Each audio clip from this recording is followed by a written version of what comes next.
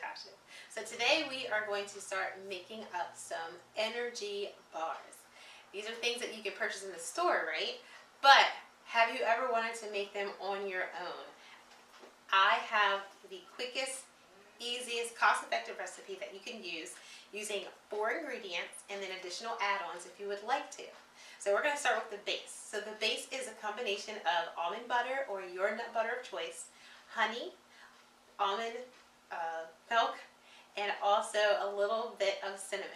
So what you're going to do is combine those ingredients together, the honey, the nut butter, the almond milk, and the cinnamon into a little small pot. Cook that up for about 1 to 2 minutes and then remove it from the heat and let it chill for 5 to 10 minutes. So I've already went ahead and did that. So we're on to the next step. I put the chilled almond butter mixture into this bowl right here, and in front of me you're going to use all the ingredients. So the next step is the mixing, the dry ingredients. So we're going to add in our whole rolled oats.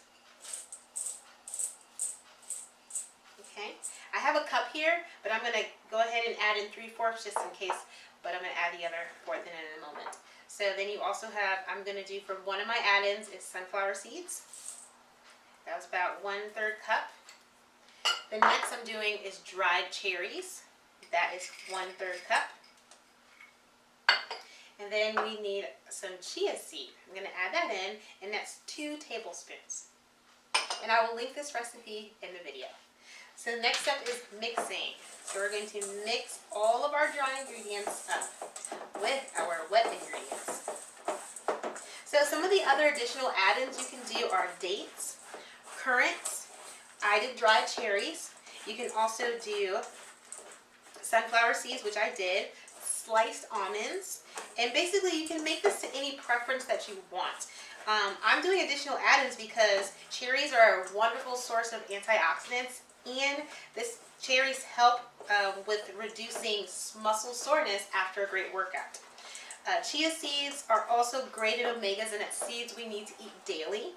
And then I kicked it up a bit by adding in the sunflower seeds, which are unsalted. Alright, so I'm combining this and mixing this up. It's looking pretty good. I'm using a wooden spatula just to fold the ingredients in.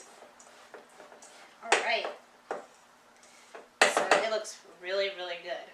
So next step is you want to have a glass baking dish and also line that with some parchment paper. And so what I did was I put the parchment paper in the baking dish and using another rubber spatula here. I'm going to go ahead and add this to my baking dish with that lined parchment paper. I'm using the lined parchment paper to make it easy to get out, and because I didn't want to add any unnecessary oils to this and stuff. So the parchment paper will have everything stick together. So you want to smash that down using about a 8x8, I want to say. Sorry for all the noise. So we're smashing that down and filling that out all the way to the corners. And it kind of looks really good because it looks like a granola. And again, this is a no-bake energy bar. And if you don't like it in squares or rectangles, you can roll these up into little balls, as I did on the recipe you'll see below. So once you flatten that, you're going to go ahead and make sure again you get all the corners, make it nice and even, and then you put that inside your refrigerator or your freezer. Freezer will take about 10 to 15 minutes. Refrigerator, for it to come together, will take about 20 to 30 minutes. And then voila, you cut them in half and enjoy.